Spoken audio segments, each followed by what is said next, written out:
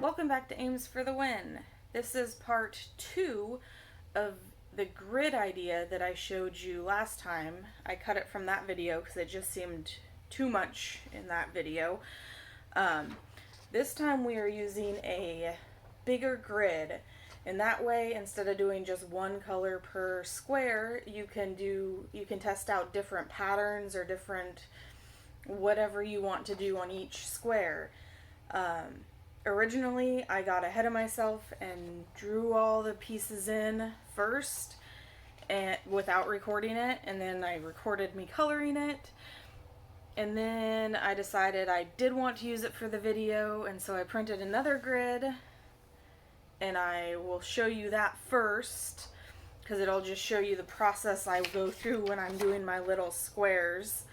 Got some zigzags and polka dots and rainbows and all kinds of my favorite patterns and little pictures are in this. I guess that's all I gotta say for today.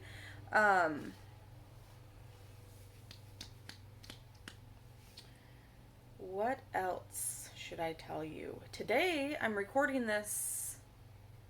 This part of it is the 4th of July, and I'm hoping to put out a short with a fun firework project that I've been wanting to do. But I can't guarantee that's going to happen because it's already the 4th, and I don't know. We'll see. But with all that being said, let's get into the drawing. Yeah, I'll show you the second one first, and then I'll show you the coloring in of the first one, and then at the end I'll show you the completed of both of them because it's kind of fun. They're similar but they're different. Okay, let's go. Okay, I start right away with my signature in the corner where I want it, and then I start filling each square with a different pattern. I tend to repeat some of my patterns and pictures in each of these because I just like them. They're kind of my signature things. But I do try new things out. There's already one down there that's different than I've ever done. Sometimes if I'm drawing a blank, I will flip through my old sketchbooks to see what I've done in the past. But I will also go to Google and be like, I want to draw a bumblebee today, and I will just look at little simple images of bees, and then I can do that. I'm using that as an example, even though I did not put bees on this one. But that's one that I've looked up in the past and done.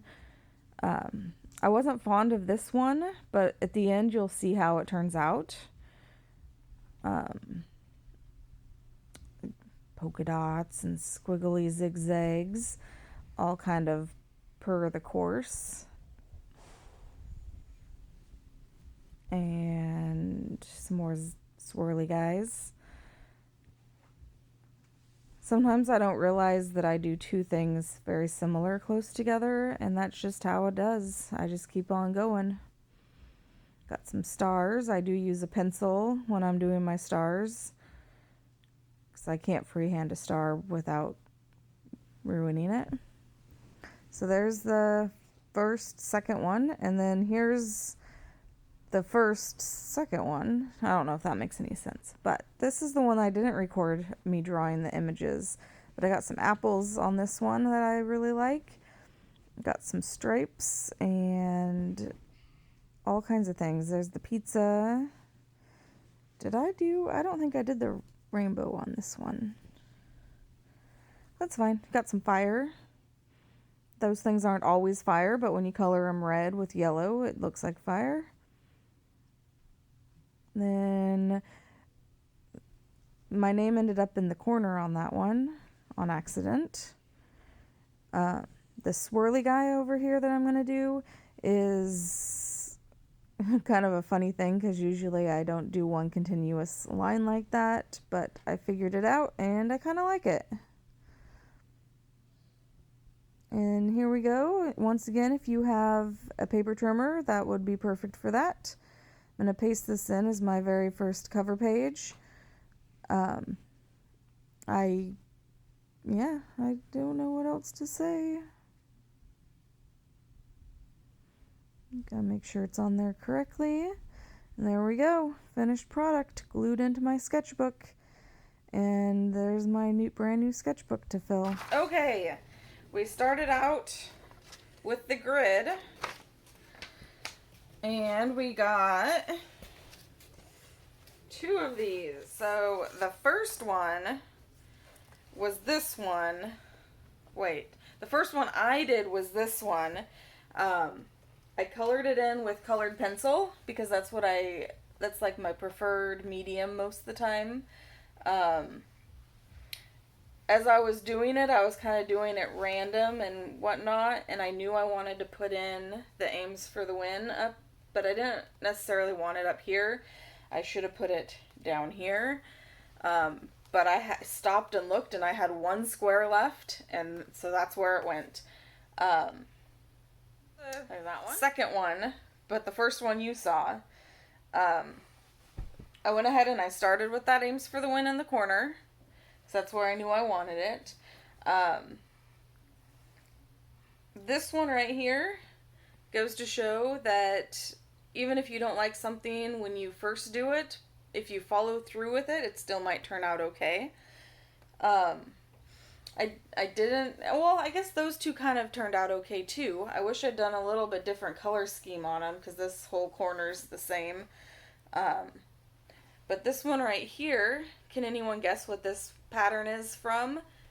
I asked my son and he guessed on the first try, but I thought it was kind of more abstract than the others. But, so there's that. This one I did use the alcohol-based markers. What are you trying to tell me? Am I out of shot? No? Okay. I used my new alcohol-based markers on this one. And I do enjoy how they're turning out. I hope that they don't replace my colored pencils, but they are a different kind of messy. Colored pencils, you have to deal with like the dust and sharpening them and smudging them, but with the alcohol-based markers you have to deal with it soaking through. I've learned a few things about that in this process, but so there you have it. But now that I got this filmed, I can edit it and put it up and maybe still do my fireworks video. We'll see. Like and subscribe. Oh yeah! Like and subscribe if you want to. What else was I going to say about that? Oh, follow me on Instagram. I'll put my handle up here somewhere. I post more doodles and drawings over there because I don't record everything I do because sometimes I just want to zone out and draw.